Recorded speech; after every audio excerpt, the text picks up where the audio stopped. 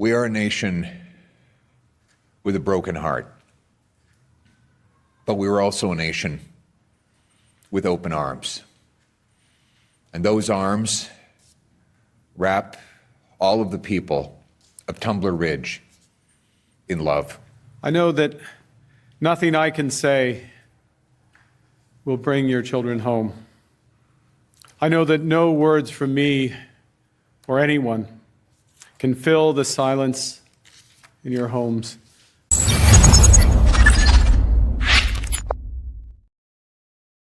My name is Nico Lagan, and I'm too conservative for the conservatives. My co-host, Rob Ambrose, not woke enough for the liberals. We are the political orphans. So both Pierre, Poilievre and Mark Carney were in Tumbler Ridge over the weekend for the horrific event that took place this week, where 9 people were left dead and 27 injured when a man with serious mental issues opened fire on not only his mother and stepbrother, but his schoolmates. We covered the story heavily this week, and there's not much development as we speak. And believe me, as soon as there is development, we will address it. But you can expect that very soon our liberal government is going to be pushing more gun bans using the tragedy that happened in Tumbler Ridge, because that's exactly what they did 5 years ago after the Nova Scotia massacre. But that being said, in all due respect to the families, in all due respect to what happened in Tumbler Ridge, I want to show you guys a picture, and I want you guys to tell me what are the first things, or the first thing that comes to mind when you see this picture right there. This is the picture of Pierre Poilievre and Mark Carney holding hands. Pierre Poilievre has his eyes closed. I will imagine that he is praying. So I'm giving a little descriptions for the people that are listening to the MP3. But what do you guys think when you see this? Rob, tell me what comes up to mind when you see that picture. Well, I mean, it depends kind of what angle you're going at here. Like you tell me. Pretty, what, your first impression. Politics, I guess they're trying to. My first impression is it's fake. It's politicians doing political things, right? I try to give a little bit of benefit of a doubt because it's a tragedy, and I don't like to be cynical and just assume everything's just all fake and political. But do I think they actually were those real tears? I don't know. I find that difficult to believe. I think, as Misfit says here, stage for the media, I think, is probably a good descriptor of it. What's your take? Funny. This is political theater 100%. Like I let me play this video to give a bit more of context. This is a video of Pierre Poilievre and Mark Carney arriving in Tumbler Ridge.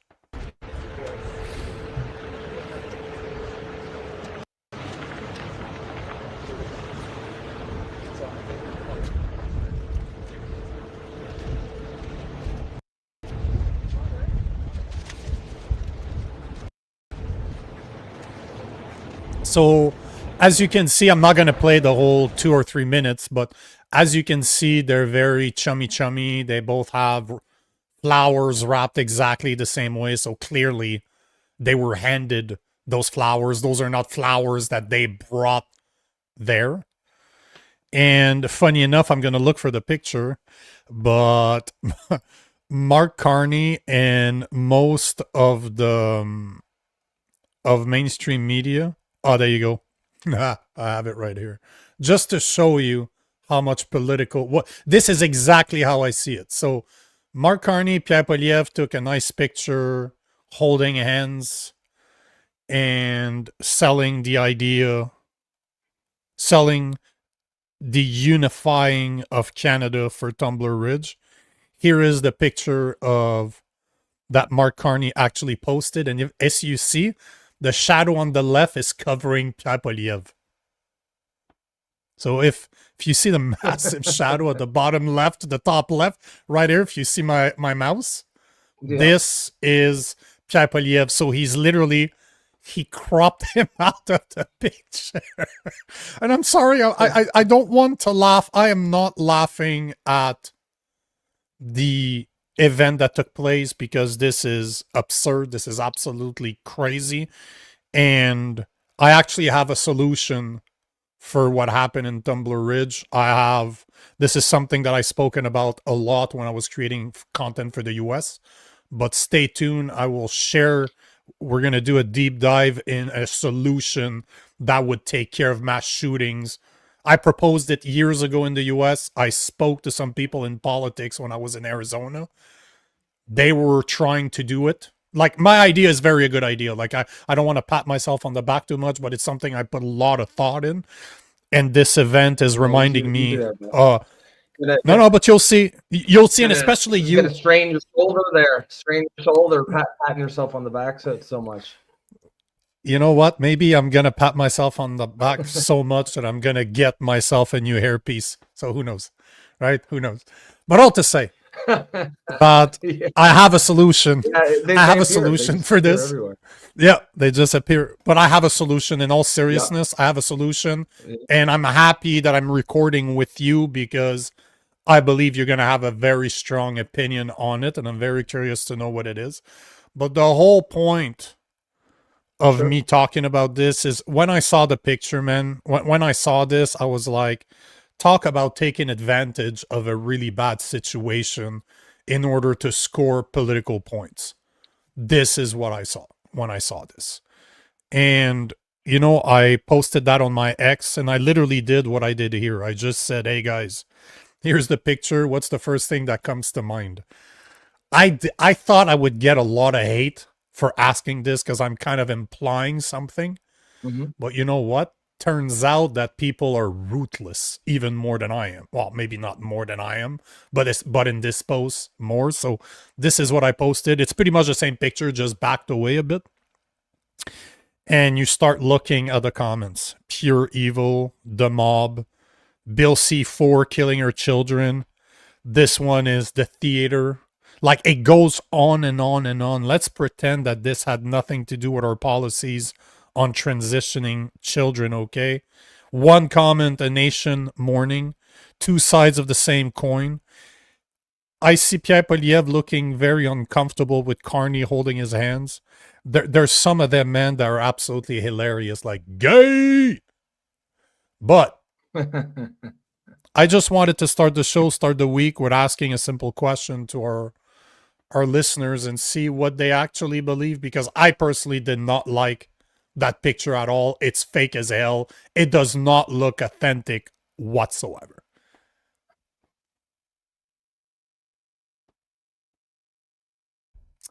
So I'm curious, you want to take some comments before we jump? Yeah, go ahead. But I don't know. Yep. Yeah. No, I mean, I think that, yeah, of course it's not authentic. And I guess, I don't know. I guess maybe I am cynical about that in that regard, where I don't even expect politics to be cynical. I sort of just expect that to be politics as usual. You know, I can't really get too bent out of shape about it one way or the other. I care more about their policies. You know, those are certainly worthy of criticism as well. I don't like those either. But yeah, we'll take a couple comments here. You know, Prairie says it's super cringe. I mean, it's absolutely that. It absolutely is cringe. I agree. Yeah, 100%. Why was woke Mary Simon and drunk Elizabeth May there? Where was this? Was this in Tumbler? In Tumbler Ridge? Tumbler Ridge, BC. It was a vigil for Tumbler Ridge, BC. Yep. So it was definitely there. Okay. All right. Will says, just a photo op. Poilievre stayed late to shed some guilt and try to pick up the votes this will cost. Yeah, I mean, I don't think this is going to change anyone's politics. I don't think it's going to get too many votes one way or the other. Rusty Wiener says it's an insult to the families of the dead children using this for photo op. Now that I can get on board. I mean, I think that's a valid point too. like I said, I would be pissed. In some ways, I'm kind of, I guess, yeah, I've been kind of sort of numbed to this kind of sort of shameless political photo op stuff. I just expect it. But yeah, I think certainly if I had a dead child, I would probably be annoyed that, you know, you're choosing this moment, you know, my child's death to you know, for a political photo op. I don't like that at all. That's a good point, Rusty. I don't like it. Like I said, it bothered me Carney when I saw Urquhart, it. I'm like, just cringed, just absolutely cringed when I saw it. I saw it on my feed, and I'm like, could you be any? Politics is fake enough. It's fake enough as it is. We don't need this. Yeah. So it's either two things. It's either two things, right? They are very good friends behind closed doors, because I don't know if you've seen those videos, but there are multiple videos of them having shooting this shit, like we saw Stephen Harper and Justin Trudeau when the new ministers were sworn in. Same thing as Trump, Obama. You saw a bunch of videos with them. They're messing around with each other. Biden obviously doesn't work because he doesn't even remember who he is. But it's all theater for the masses. It's bread and circuses for the masses. I just wonder if it ever helps. Like, as a politician, does that help you or does that hurt you? Because if it was me, if I was one of the parents that my kids either got, and I hate to say it, but they got shot, or even my kids were at that school, but luckily they're okay, I'd be mad at this. Like, what are you taking us for? Because they're not addressing the real problems. They're not addressing the issue at hand, that we have a youth that is filled with SSRIs. This is not a small portion of teenagers that in our youth that take this. There's a lot of kids and adults that are on SSRIs now. It's not a small minority of people anymore. And we're not addressing that. We're not addressing that they had all the red flags in the world, that the RCMP knew who that guy was. Their firearms were removed and then given back. As per a family member, at least as per what the Globe and Mail posted in an article this week, after speaking to an unidentified family member, because they didn't want to get in trouble for what they said. But they gave back the weapons a month ago, a month before the shooting, when they had been seized for about 2 years. Oh, really? But that was recent. I didn't realize that. We talked about it. I thought that was like a couple of years. No. They took the guns somewhere in 2024 and they gave them back 1 month after that family member. Oh, that's right. Okay. Before the shooting. That is a massive problem. But they're not addressing the RCMP. They're not addressing the actual issue, but they're there for photo ops. That's what drives me absolutely nuts. Yeah, that's a good point. I mean, it's a good comment here from Carney Urquhart. She says, I watched it. I thought it was strange that Carney wasn't holding his wife's hand. It was strange to me. Yeah, that was strange. That's very strange. It's a good point too. And you know, I guess I didn't really like when I first saw this, I was kind of like, yeah. Like holding the hand of a man, either his wife or Pierre Poilievre is the same, right? Is there a difference? Yeah. Man hands. A man hand on either side. There's somebody that posted on my post that said, he commented on my post and said, why didn't they put the woman in the middle? There was clearly a woman on the left of Mark Carney that was holding his hand. Why didn't they put him or her in the middle? Just saying. Is he calling Pierre a woman? No. All he was saying is it's, and I'm not saying I necessarily agree or disagree. But there was a woman. Look, there's a woman on the side, on the right, that's holding Mark Carney's hand. So why didn't they just put her in the middle? But you're talking to a guy that's done Brazilian jiu-jitsu for years, that did martial arts. I'm used to sweaty men hugging sweaty men, so that to me is not gay at all. But hey, Yeah, I'm yeah, just yeah. saying. Well, especially your teenage years down at the Oh no, club. no, I was an adult, bro. Oh no, no, I was fighting until I was 40, until I was 33, 34. Yeah, about 34. So no, no, I was an adult, and I'm Yeah, you were French. So just saying, fighting off the gays, or not fighting even up. Oh, I wasn't fighting them fighting off. off. I don't fight Fighting gays. off. Yeah, But exactly right. but all to say, that you just let them. You just accept it. it It's just gonna happen looks, one way or the other. it just looks fake. At the end of the day, that's the point, right? Yeah, it just looks fake. It's sure. I mean, when I first saw it, I was kind of like, yeah, I don't really get the big deal about it.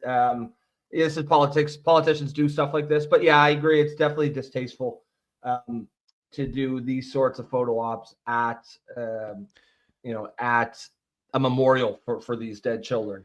I think if you do it in a political setting, yeah, it's still annoying. It's still cringe, but it is what it is. It's just how politics is done these days. But yeah, to do it at something like this, at a serious event where there's people grieving, it's not a good look. It strikes the wrong note for sure. I agree. Oh, Misfit. Hey, brother, haven't seen you in a while. Misfit says, and I completely agree with him. That's one of the main rules in martial art. That is the number one rule of jiu-jitsu, bro. You cannot be on top of another dude and make eye contact because that's gay. But if you're not making eye contact, it's just jiu-jitsu. Yeah. It's fine. No problem. It's all good. It's all good. Those are the rules. Those are the rules. I don't make them. I just respect them. I don't make them. That being said, we will go to the next topic, but before we do, you don't even know that, but I tried in the past to build a community for the political orphans. I've been spending, but it didn't work out. I didn't have the right vision, but I spent a lot of my weekend building something new just for the political orphan, a private community of critical thinking Canadians who reject political tribalism and want civil discourse, not a fan club, not an echo chamber, but real debate where we're going to have some exclusive weekly lives. So be ready for some high-end interviews, some high-end guests that will not be shown anywhere else than in that community. We want to allow you guys, the members, to not only continue the conversation that we start here so that you're able to have it for 24 hours a day, 7 days a week, but also help us shape the show by proposing some news that we should cover, by proposing guests that we should have on the show. I'm not done creating it. It hasn't been opened yet, but it will be very soon. I just wanted to take the pulse of the people out there. I'm thinking school. I'm thinking because it is so simple. Because I had tried to do it over Discourse. It's not super user-friendly. It's not pleasant to use. Yep. So I'm going to be setting it up tomorrow probably. So hopefully by the end of the week it's there. But I was curious to know from our listeners, are you guys interested? Is that something that you would join? So comment yes in the comment section if you would be interested, because the first 20 people, 30 people that join, I would want them to be the original political orphans, the people that have been in the comment section, because I really want this to be a place for debate, but it needs to be polite. I will not tolerate personal insults. I'm not going to tolerate people bashing each other. Like, the whole point is to do what you and I do every day and with the comment section, right? So I'm just curious if that's something that people are interested in. Because the first members matter. The first 20, 30 members will matter. It will not be on Discord. Chances are it's going to be on School. I've used School before. Very simple. Small app off your phone is very user-friendly. School, yeah, it's created by Hermosa. Hormozy. I don't know if you know the guy, Okay. but he's SKOOL. It's one of the most premium platform to do that. So yeah, Okay. Cool. like Wilf is saying, yes, I think that he would be interested. Oh, it's Trevor. People do not understand what it is to have a discussion without arguing. I don't have a problem with arguments. On the contrary, I won those debates. I won those hard conversations. What I will not tolerate is name calling. That's it. That's pretty much all I will find unacceptable is really if you start insulting other members, I'll just kick you out. That I have no time, no tolerance for that. But that's it. That's basically the only thing that I will not, that this platform will not accept. So, yeah. On that note, Yeah, that's a good yeah, idea. I'm almost done. Like all the framework is done. I just need to do the configuration. I've used School before. It's not very complicated. So hopefully I'll be done over the next 3-4 days. Hopefully by the end of the week it's done. But the next topic I want to talk about is solutions, because we've seen what happened in Tumbler Ridge. We see that our leaders are not doing anything about it. They're using the event as a photo op. They're not addressing the real problems that the RCMP could have prevented. But one of the things that I've put a lot of time thinking about, because I spent a lot of time in the US, I spent a lot of time creating content for Americans, and school shootings are a lot more common in the US than there are here. So one of the things earlier, I was just doing some research, and I'm not going to read the article or anything. I'm just trying to show you my train of thought here. But I was doing some research for this today, and I found this article in the National Post that is basically, I'm just going to bring it up here, that is basically titled, where is it? Right here. So it's basically titled, "The Anxiety That Goes with Heightened Security, School Security Measures." So basically they talk about how it can make a lot of kids uncomfortable to have more security measures in schools. So it made me think about what I had proposed in the past. And this is a solution that really blows my mind that it hasn't been implemented anywhere, because I thought about it, and I'm not a political science major or anything. It's just something that I thought of that just makes sense. And my solution is simple, and I'll break it down for you why it works. And the fact that you are a veteran is such a great opportunity for us to speak about it. But my idea that I came up with probably 3-4 years ago is hire veterans as security guards and put them in every single school in Canada. You're literally speaking about men and women that served their country, that were ready to die for their country, that are trained to defend. Who's better than to protect our children? But at the end of the day, is it feasible or not? Does it make sense? I'm going to show you the numbers, and I think you're going to understand why it's such a great idea. So let me run through the numbers, and then I just want to throw the ball at you as a veteran to tell me what you think. I want to know what the audience think. But here are the numbers. If you combine all the schools in Canada, so any school, any teaching environments of any level, kindergarten, primary school, secondary school, trade school, colleges, university, name it, you're looking at about 18,500 schools. So for the sake of argument, let's call it 19,000. If you put one team of 2 person in every single school, you're talking about 38,000 people that you would require to put armed guards in every school. It's estimated that in Canada, as we speak, there is about 270,000 veterans between the age of 17 and 65. We have around 147,000 veterans in the prime of their working years between 25 to 54. 38,000 would represent 7% of the total number of veterans between 17 and 65, and 12% of the core working vets between 25 to 54.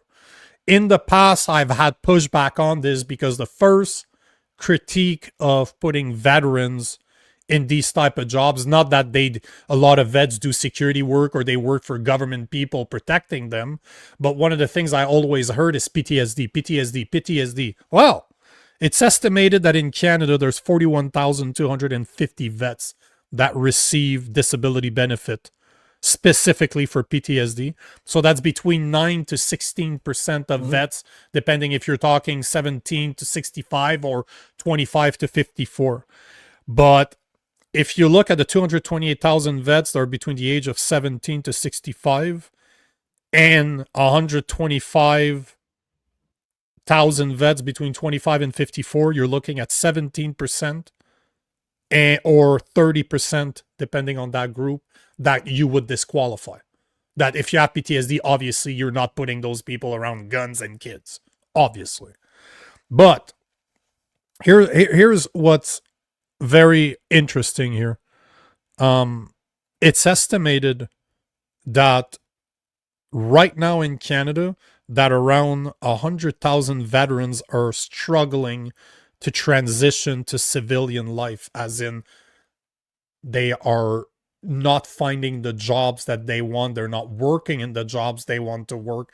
They're underemployed. The numbers, if we dig further, 45,000 to 60,000 of our vets are underemployed. 32,000 to 37,000 are low income and struggling.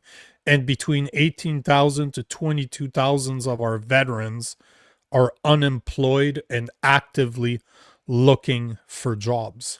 And if you look at the salaries for an armed security guard that would have the skills to be around children, like protecting children, you're looking from the low end to the high end, from $50,000 a year to $100,000 a year. That's the range of salaries. If you put 2 guards in every single school, you're looking at 38,000 individuals times 50,000. That is $1.9 billion a year, up to $3.6 billion a year. Mark Carney's given more money to Ukraine last year than it would cost to do this. So this is not a money issue.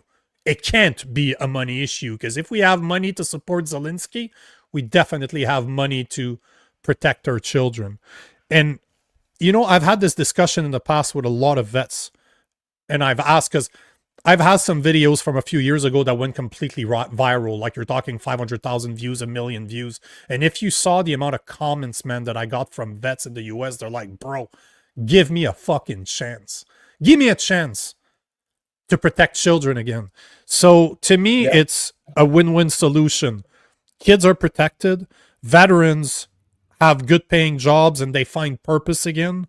Plus, you would literally put an end to school mass shooting, because you know that those shooters are cowards and they're not going to run in a school where you have trained ex-military there to protect children. So that being said, I throw it to you as a vet. What do you think of my idea? Yeah, I mean, I like the idea. To be honest, I think honestly the thing I like most about it is the giving vets, you know, a sense of meaning and purpose. I think, I mean, certainly in Canada, it isn't really a problem in the sense of there really aren't almost any school shootings.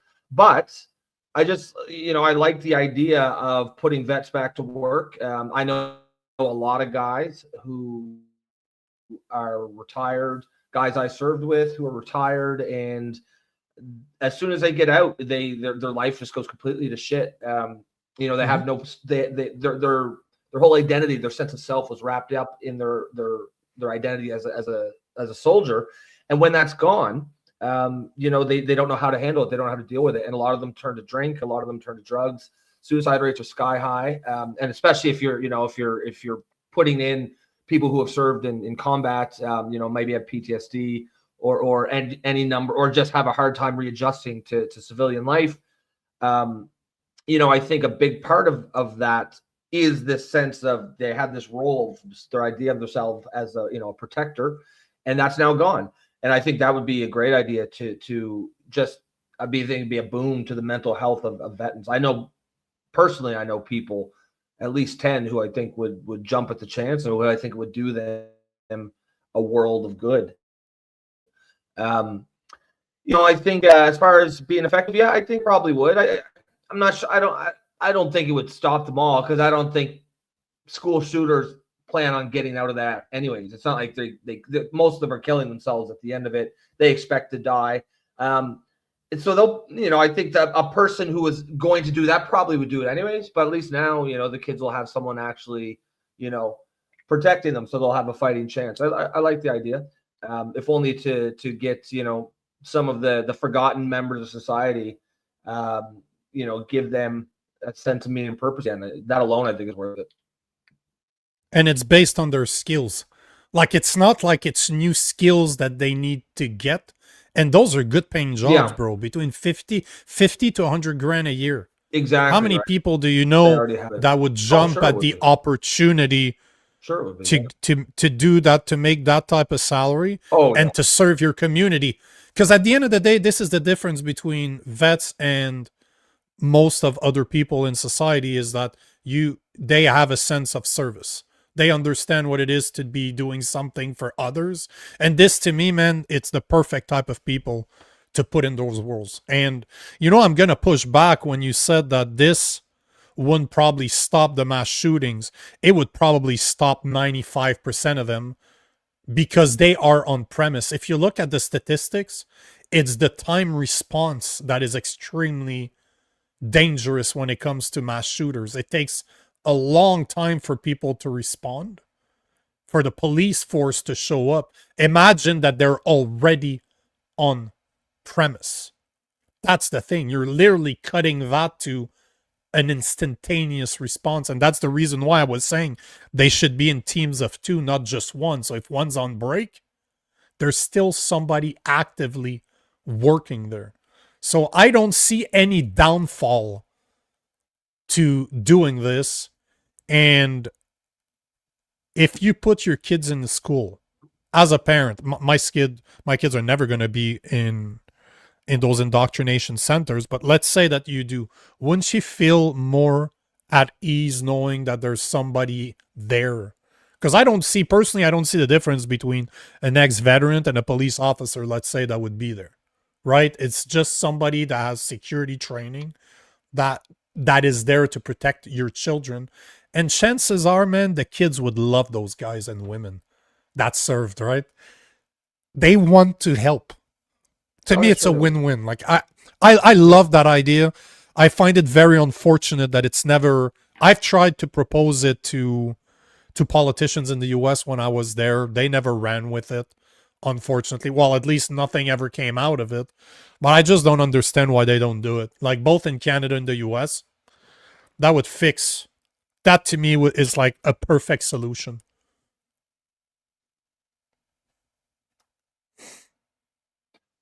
Yeah, I mean, like I said, I like the idea. I think I think that I mean, certainly, what are we doing now, right? Like, at this point, I'd be supportive of any solution, but I definitely like this one. And I think it has multifaceted benefits. Yep, 100%, man. It's an idea I would love to see implemented. That would make me really happy. I have a bunch of friends and people that I know that are vets. I have all the respect in the world for veterans. Literally, that I don't live a life of regret, but there's something I wish I would have done when I was younger. Instead of doing drugs and doing a lot of dumb shit that I did, it would have been to join the military. I wish I would have done, like, just 4-year tour, just to know what it is to have served my country, because I do believe in public service. I do believe that kids, before they, like teenagers, before they get access to university, they should have to serve. They should serve a year or 2, 6 months boot camp, so that they understand what it is to take orders, work a firearm, be part of a team, and then for the rest of the year, the rest of the 2 years, you serve your community. You know what? You pick up garbage, you fix the asphalt, you work in your municipality, your community, or you spend 2 years serving the military. But to me, public service should be required if you want to either start working after you're 17, 18, once you're done high school, or to go to university to understand what it is to serve others. What a great lesson that would be for people.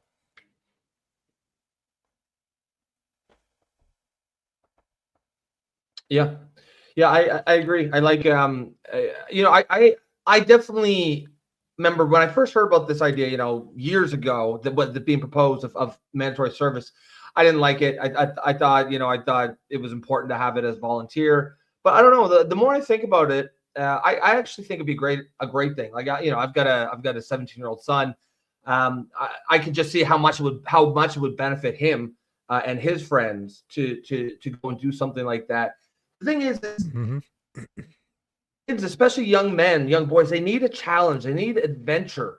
They need something that challenges them that is hard, right? Nothing's hard anymore. They need something that is hard, that they want to quit, but they don't, and they keep going, and they find that inner drive to push through and complete that task. And we've gotten away from that. It used to be, right, 50, 60, 70 years ago, just existing, you had that. You know, you were working at the farm from when you were 6 years old at the family farm. You're up at 5 a.m. milking cows, working 18-hour days. You didn't need that.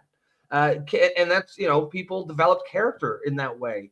But these days, there's nothing in our public life that gives young people, especially young men, that challenge that I think is a crucial component towards developing young men into men. And I think that would do a great job of sort of bridging that gap and filling that hole that's left by just this extreme comfort that we've built into modern life. I agree with you 1,000,000,000%. Like, how many times, you know, I was a fuck up when I was young. I was bullied. I was a scrawny kid. And I discovered martial arts in my 20s. When I went back to school, I discovered the gym. And then I started going to martial art because I was tired of being a coward. Next thing you know, a couple of years later, I'm fighting in the ring, and I became North American amateur champion in Muay Thai at my weight class. So I went from being somebody that was bullied as a kid to kicking asses in the ring and teaching martial art. And you know, the biggest lesson I've ever learned, man, is men were tough. If you put your mind to something, if you're surrounded by other animals, like guys that are training day in, day out. Remember, we had the Randy Turner on the show, which he was special forces in the Kinney. Yeah, and he was special forces. He was JTF2. He was an assaulter for JTF2 for 20 years. The guy is as badass as they come. Where do you think I met him? The first time we met, we were punching each other in the face. That's how I met him. He was literally, Randy was fighting as a professional fighter out of boredom. He's not going to say that because he's a very humble guy, but do you think that when you've done the type of missions that he's done, fighting is a big deal to you? It ain't. It's controlled anger. It's a sport in a cage that's supervised. Yeah. We're not talking about the same thing. So if you can't do military service, at least martial art, I'm happy I did martial arts because I did learn a lot of the lessons that seems to be passed through serving your country. But man, what a great lesson that would have been for me in my youth, man. I would have needed that lesson as a youth that was an alcoholic, a drug addict until my early 20s, man. I would have could have used that type of lesson, be put in an environment with grown men that would have forged me into a real man like martial art did for me. Fuck, man. I'm getting emotional talking about this. Nothing like talking about something that manly with tears in your eyes like a little bitch. Fuck. Crying like a little. I'm so tough. Yeah, but yeah, I mean, like I was just saying, like people need, especially young people, young men, need a challenge. They need to do something hard. They need an obstacle and then to overcome it in order to develop as fully sort of self-actualized, adult men. And the way that challenge presents itself, there's a lot of ways it could happen. It could be military service. It could be, training in MMA. It could be training for a marathon. It could be, going out and living in the woods for a month or two. There's a million ways that life presents that challenge to you. And it isn't even the challenge that's important. What's important is finding that inner strength to overcome. There's always the moment when you want to quit, right? There's always that moment when you're like, fuck this shit, I'm done. And the people who are successful are the ones who find something inside themselves to overcome in that moment. And that is one of the most valuable life lessons that anyone can live. And you can't teach that in a book. You can't teach that in school. No. The only way to do it is to live it. And, and like I said, 50 years ago, 100 years ago, life was hard enough still that just existing, almost everyone had that experience. Nowadays, we've built such a cushy couple lives for ourselves that many people go their entire lives without ever facing the kind of adversity that builds true character. And I think, of course, there's lots of ways to do it, but certainly mandatory military service for 6 months or something, I think would go a long ways towards doing that. And there's a comment I want to take from Vesperia Rose. She's saying that in Finland, the men all have to do military service at the age of 18 because Russia is next door. And I don't remember, I'd have to Google it, but there was a country during the Second World War. It's about the only country in Northern Europe that the Germans did not try to invade, because exactly for that reason, there was mandatory military service.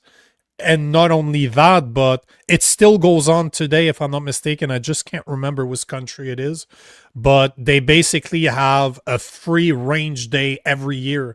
So you serve your country, mandatory military service. They let you keep your firearms. And then once a year, they have free range day to make sure you still know how to operate, how to shoot your firearm. And to me, that's a no-brainer, man.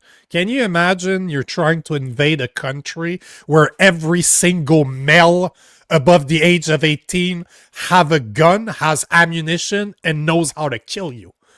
That is not an easy feat right there. That is something that is going to be a hard task. That is like the perfect type of protection, right? If you know that every house out there, that there's probably every single house out there, there's a dude with a gun in it. I'd be curious to see how low the crime rate actually is. Yeah. So it's a no-brainer to me. It's absolutely a no-brainer. Yep. I can't remember if it's Finland, so Vesperia, if you know. Yeah, see, people are saying that it is Finland. That's what I thought. To me, it was either Finland or Switzerland. I just cannot remember which one it is. I'd have to do a bit of research. I think Switzerland might have had.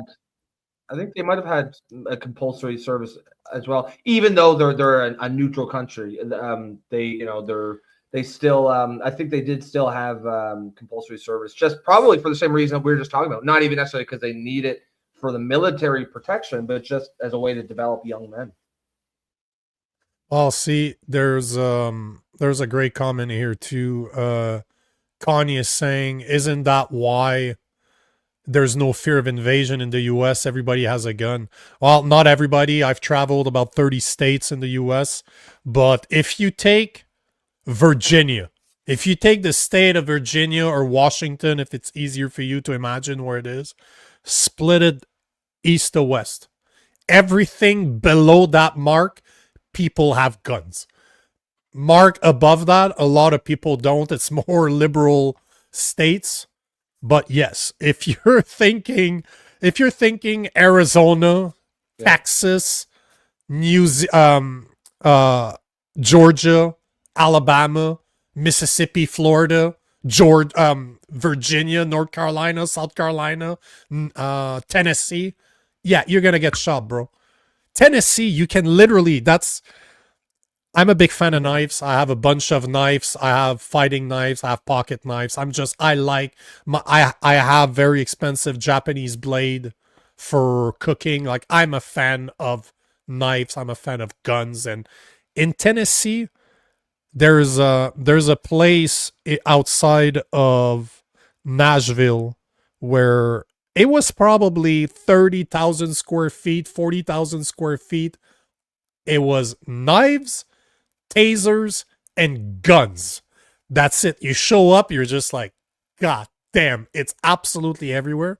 And there's no permits to own a taser in the US. So literally anyone can walk in, buy a knife, buy a taser, and just leave.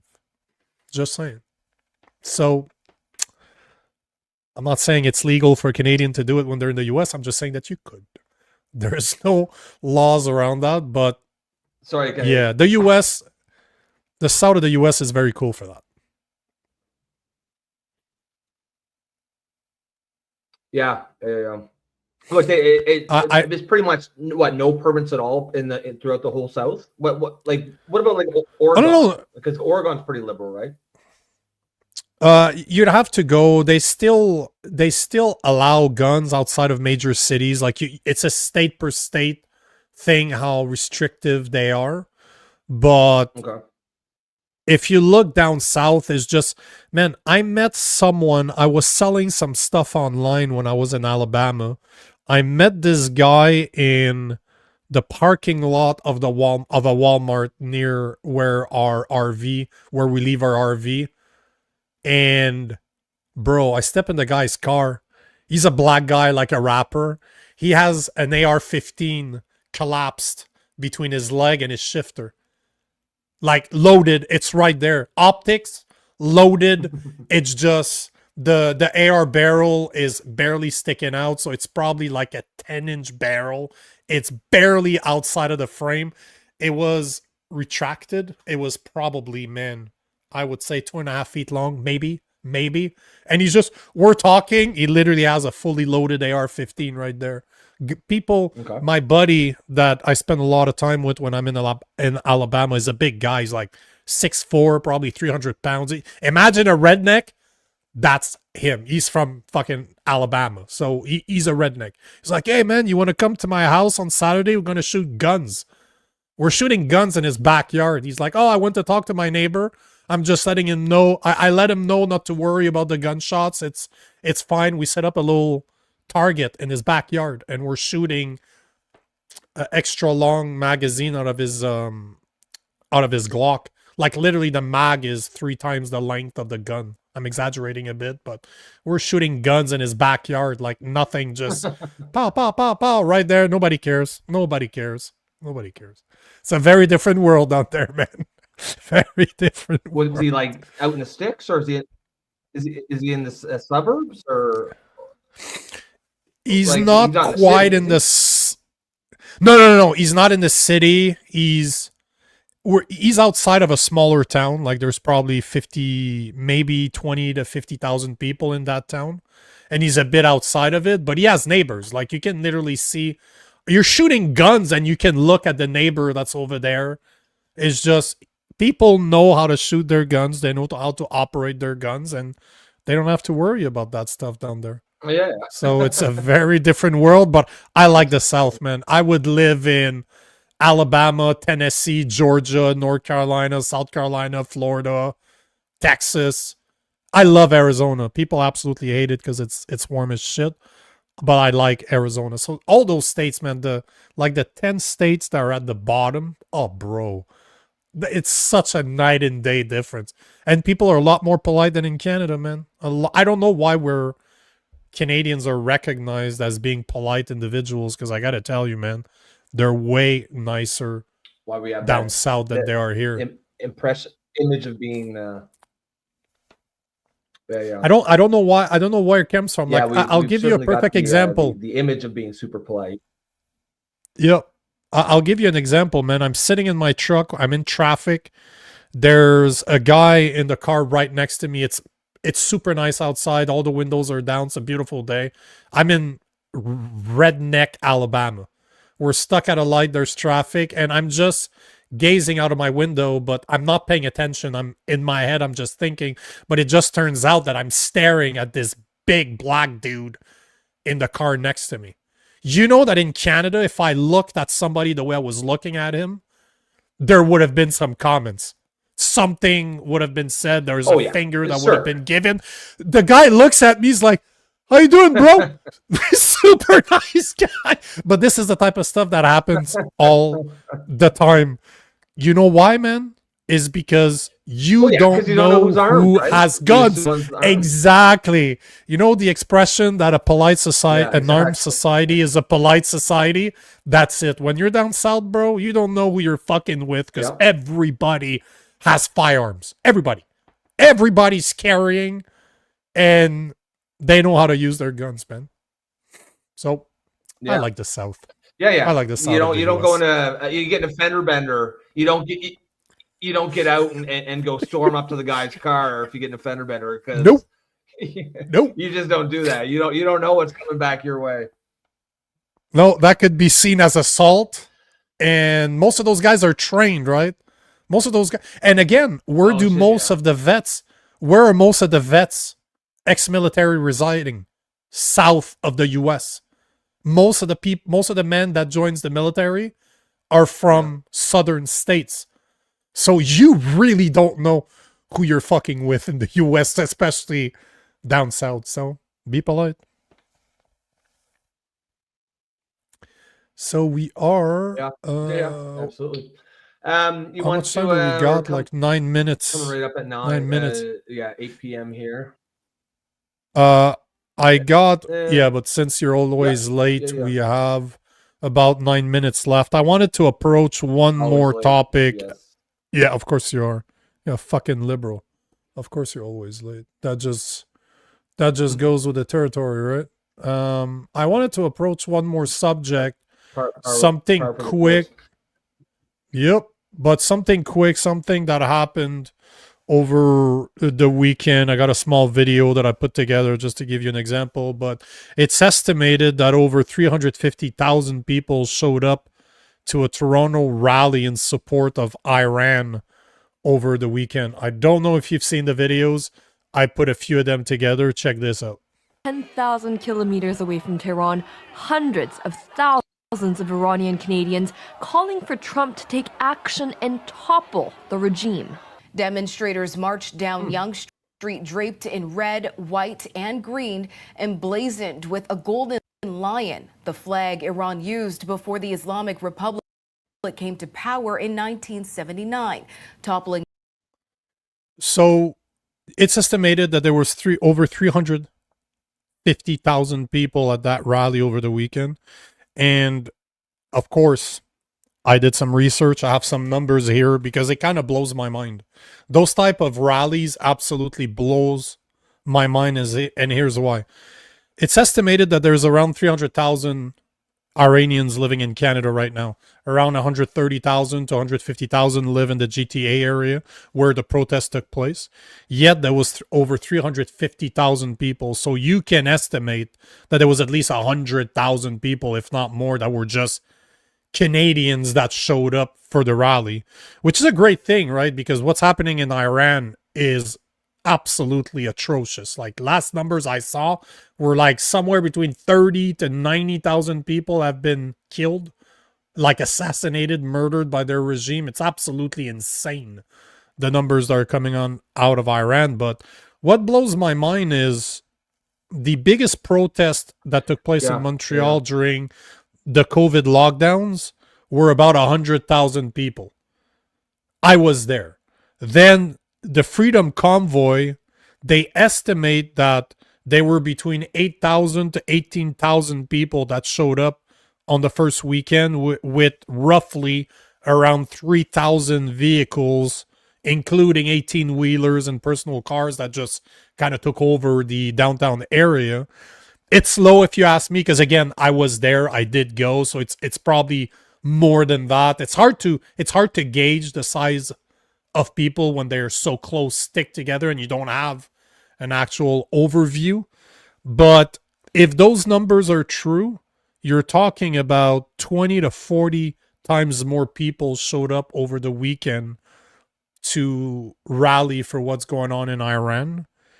While in Canada, during the COVID lockdown, when our government literally went tyrannical, took her rights away, froze bank accounts, people like me lost their career for not taking the vaccine, barely anybody showed up compared to what happened over the weekend. And what I don't understand is this. You have people that showed up to a rally in order to support the people protesting in Iran, and I understand why. But I don't get why they're not realizing that the same things that produce the country of Iran are happening here, as in our government is literally passing surveillance and censorship bill C2, C8, C9, C12, C16, soon a new C63 on top of a gun ban, but yet Canadians are not waking up. Because 350,000 people, that is a boatload of people. And those are the numbers from mainstream media. So for all you know, it's way more than that.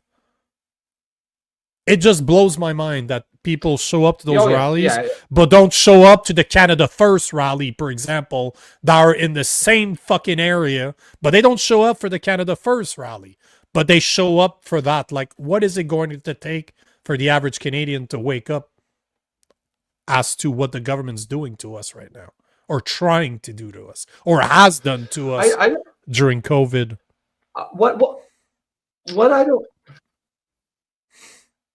What I don't understand is when did the Iran issue become a political split? Like, when did it become a right-wing position to want to topple the Iranian Islamic regime and a left-wing position to not want to topple it? I thought until very recently it was consensus across the board that the Islamic Republic of Iran, the regime there, was basically evil and needed to be removed. If not, maybe not actively removed, but like certainly it would be a good thing if they were gone. And now, you see a large chunk of the left just seems to be all of a sudden supportive of Iran, and it's really unusual, and I'm not sure where it comes from. I suspect it's coming from they hate Israel so much. Israel and Iran are enemies, so they think, well, if Iran hates Israel and Israel hates Iran, then I'm for Iran, and I think that's where it comes from. But that's idiotic, right? That's an idiotic reason to support a murderous regime, especially because everything about the Iranian regime is against everything the left is supposed to stand for, right? The brutal crackdown on human and civil rights, brutal crackdown on women's rights, gay rights.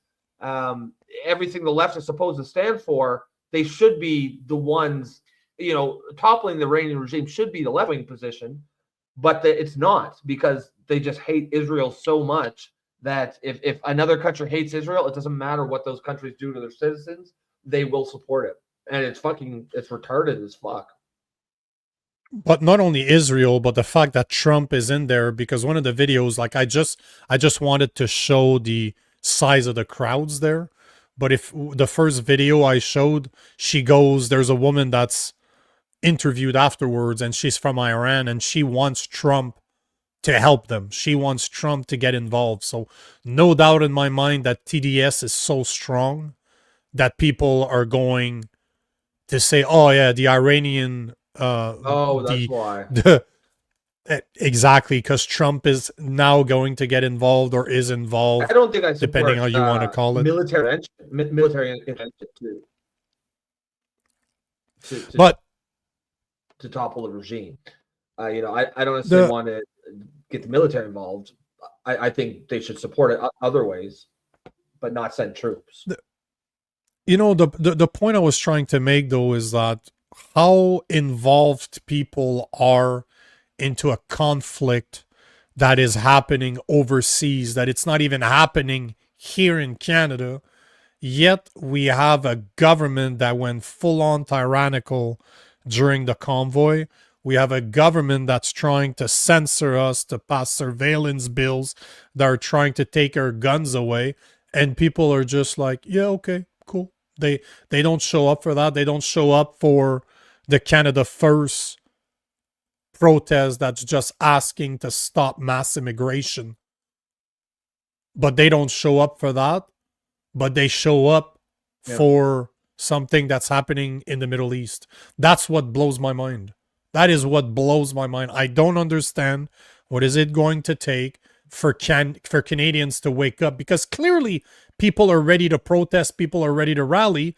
This proves it to you. Agree with it or not, it does not matter.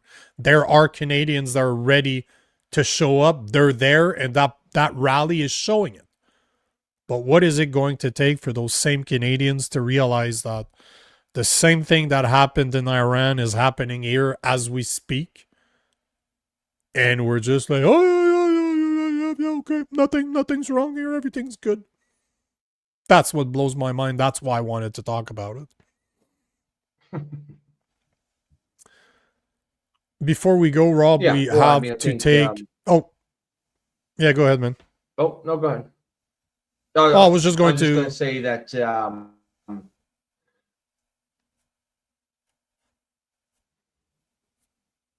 yeah, I'm just going to take this comment as well.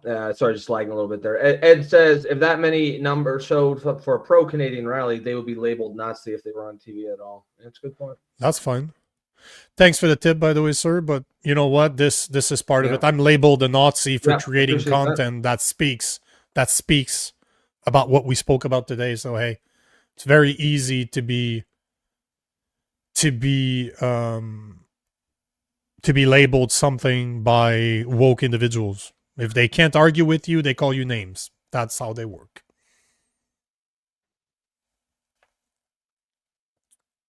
Yeah, that's right about that. Yeah, I mean, like I've been, I've been a liberal my whole life, and yet I get called a far right Nazi all the time by other liberals, just because I don't think women can have a penis or that men can give birth.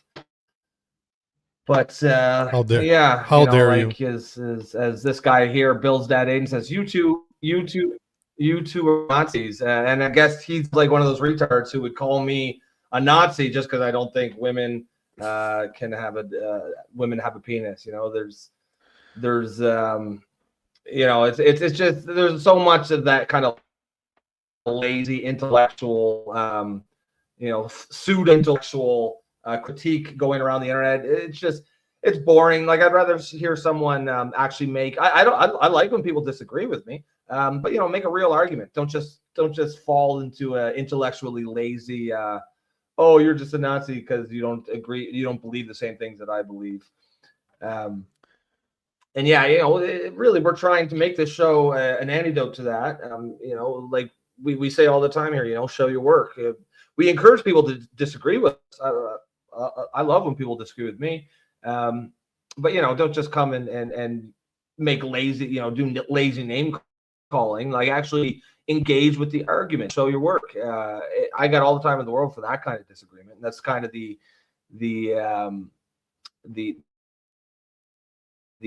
sort of culture we're trying to foster here in this show. Well, hold on here. See, again, I'm just trying to load. I'm getting too many comments, so it keeps on going up. But here is a comment from Patrick Doyle saying, you USA wannabe, all you people are. Never do any of you take responsibility for legal guns being used to kill kids. This is why Pierre, aka Trump Jr., will never form a government in this country. Man, the mental laziness, it's impressive. I got to give you something. It's very impressive to put so much lazy writing in the same comment. Good job. Just that, you deserve recognition for that. Now, you USA wannabe, who said that I wanted to be Americans? There's not much difference between a Canadian and Americans. If you think that there's that much difference, maybe you should leave your house and actually travel. I've been to more than 30 states in the US, and I've been coast to coast in Canada. There's not much difference between a Canadian and an American. There's not. We have different accents, but that's about it. Outside of that, our culture are basically the same. Now, all you people never do any of you take responsibility for legal guns being used to kill kids. Okay, I'm a legal gun owner. Legal gun owners are not the one killing people. They're not. It's less than, the numbers I've seen are less than 4 or 3%.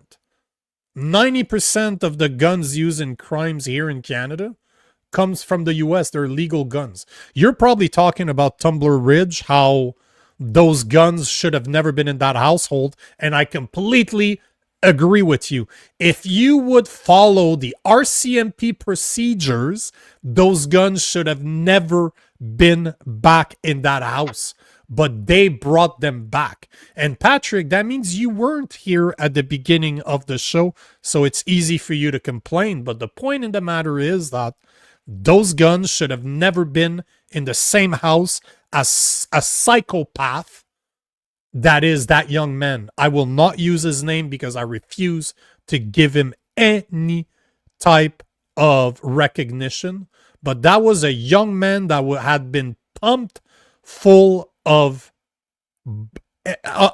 medicine, SSRIs, for 6 years. This is a guy that has been brought to the hospital under the Health Act. They had the gun seized from that house 2 years ago, but somehow a woke judge gave it back to them. So the accountability does not fall on me as a gun owner. The responsibility falls on our government that did not respect their own procedures. This is where the problem lies, and that is what they're not talking about. And by the way, don't call Pierre Poilievre Trump Jr. Pierre Poilievre's a liberal. I would argue that Carney is as conservative as Pierre Poilievre is. I'm a real conservative, and Pierre Poilievre is a liberal. And by the way, Trump is not even a Republican. Trump is more middle ground. He's nowhere close to being a real conservative in the US. So, Patrick Doyle, lazy comment. Thanks for dropping it. Thanks for trying to insult me. At least I'll take it that it was forwarded to me. But at the end of the day, man, you need to prove your work, and unfortunately for you, that is all. I'm done. We can plug it right there, bro. We're 13 minutes over. Yeah. I'm good. Yeah. I can do this all day, man. We'll end on that rant. We'll end on that rant there. All right, guys. We're gonna pin her there. Excellent show as always. Lots of engagements. Oh yeah, Trevor says thanks, Patrick. We all needed that laugh. You're welcome. Yeah, I mean, Patrick, we appreciate the comments. We'll always take them. But yeah, you gotta bring your A game. You gotta bring your A game in here, brother. You'll do it better if you engage with the argument itself. Then we'll actually engage constructively with you. But yeah, I mean, we've been doing this for just over a year now, so we see those kind of comments, and we don't really have much patience for that kind of lazy. And any idiot can go out there and just say, just parrot the same ad hominem attacks that everyone else on the internet says, right? Basically, it's just like saying what someone else told you to say. It's lazy, and it's not. It's not going to fly here.